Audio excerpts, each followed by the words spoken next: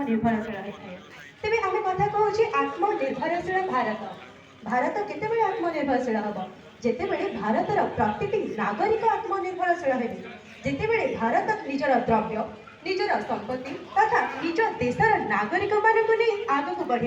तेरे आम देशर नागरिक माने किभଳି भाବରେ आगक बढ़े आम देश किभଳି भाବରେ आगक बढ़ी पारिब तथा आम देश विश्व रे किभଳି भाବରେ सर्वश्रेष्ठ देश भाବରେ परिगणित होब से क्षेत्र में विशेष भाव में कार्य करते यही समवाय तेज आप समस्त को पुणी थे स्वागत करुचे 72तम निखिल भारतीय समवाय सप्ताह आज उत्सव आज महोत्सव को तेज आज उपस्थित ये समस्त उपस्थित आम समस्त चाषी भाई तथा उपस्थित समस्त कार्यकर्ता मान को अशेष अशेष धन्यवाद निजर बहुमूल्य समय दे एठारे जोग देथिबारु आमर उपस्थित थिबा मंच तले आमर उपस्थित समस्त वरेण्य ज्ञानी गुणी व्यक्ति मानक पय टिके समस्त निज निज पय टिके करताली दबा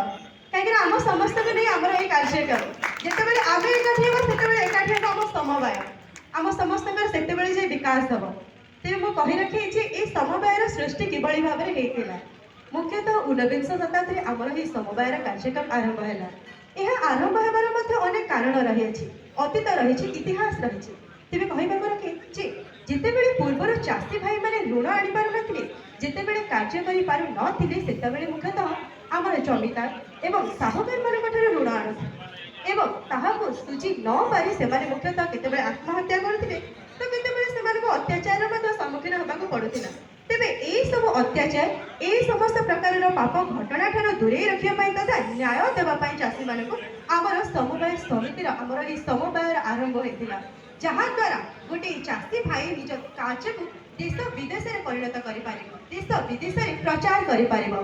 आमर पल्ली दिल्ली पर्यंत आमर द्रव्य आमर व्यवसाय किभଳି भाବରେ विकास हो पारिबो सेति प्रति गुरुत्व देते एही समवाय आम समस्त को विकास करबा एहार मूल लक्ष्य मूल उद्देश्य तेबे चाष ठार मुख्यतः आरंभ होय आम हस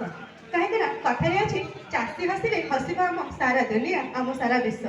आम चाषी भाई माने दिन राति परिश्रम करे आम समस्त को किभଳି भाବରେ आम पेटरे किभଳି भाବରେ अन्न देबे सेति पय सेमानकर दिन राति अहरह परिश्रम लागि रहता है तेरे जदि आम समस्त धैर्य बाहर शिखा तेरे ताले शिखा आम चाषी भाई कहीं सी 12 मास अपेक्षा करते किभଳି भाବରେ ताकर कार्य करेंगे किभଳି भाବରେ से कार्य को आगे नेबे से समस्त कार्य को मुख्यतः आम शिखित आम चाषी भाई यही समवाय गुड़िक मुख्यतः क्यों क्यों क्षेत्र में आमको सहयोग करते मैं संक्षिप्त कहवाक चाहिए मुख्यतः 5टी सूत्र में वर्णना करने को चाहिए प्रथमतः कृषि आम कृषि भाई मैंने किभଳି भाବରେ आगक बढ़ी पारे किभଳି भाବରେ आम कृषि आम देशर कृषि आम गाँव कृषि किभଳି भाବରେ देश विदेश में प्रचार हो पार प्रसार हो पार से गुरुत्व देता है समवाय से आमर रही विभिन्न प्रकार कृषि बीमा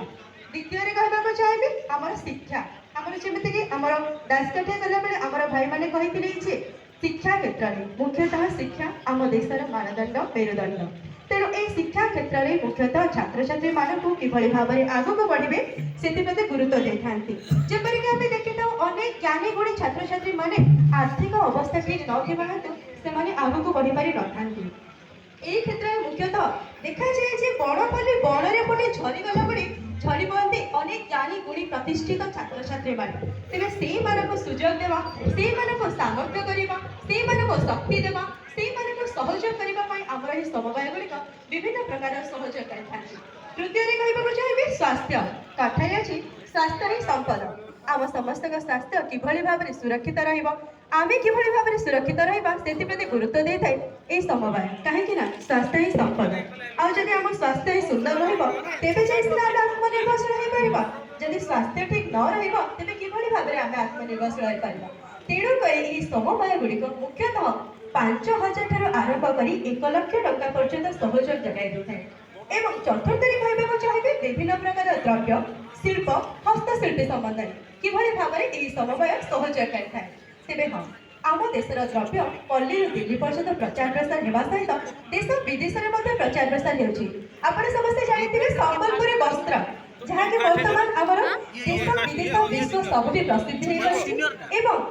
हस्तशिल्पी मान को मुख्यतः सहयोग सामर्थ्य जगाई देता है आमर यही समवाय विभिन्न प्रकार देशर विभिन्न प्रकार पल्लीर द्रव्य गुड़िक किभଳି भाବରେ दिल्ली में पहुँचाइब किभଳି भाବରେ देश विदेश में प्रचार प्रसार कर देशर किभଳି ଭାବରେ ବିକାଶ କରିବ ସେଥିପ୍ରତି ଗୁରୁତ୍ୱ ଦେଇଥାଏ ଏହି ସମବାୟ, ଯାହା ଦ୍ୱାରା ଆମ ସମସ୍ତଙ୍କ ବିକାଶ ହେବା ସହିତ ଆମ ମାଟିର ଗର୍ବ ଗୌରବ ଆମେ ରଖିପାରିବା। ତେବେ ହଁ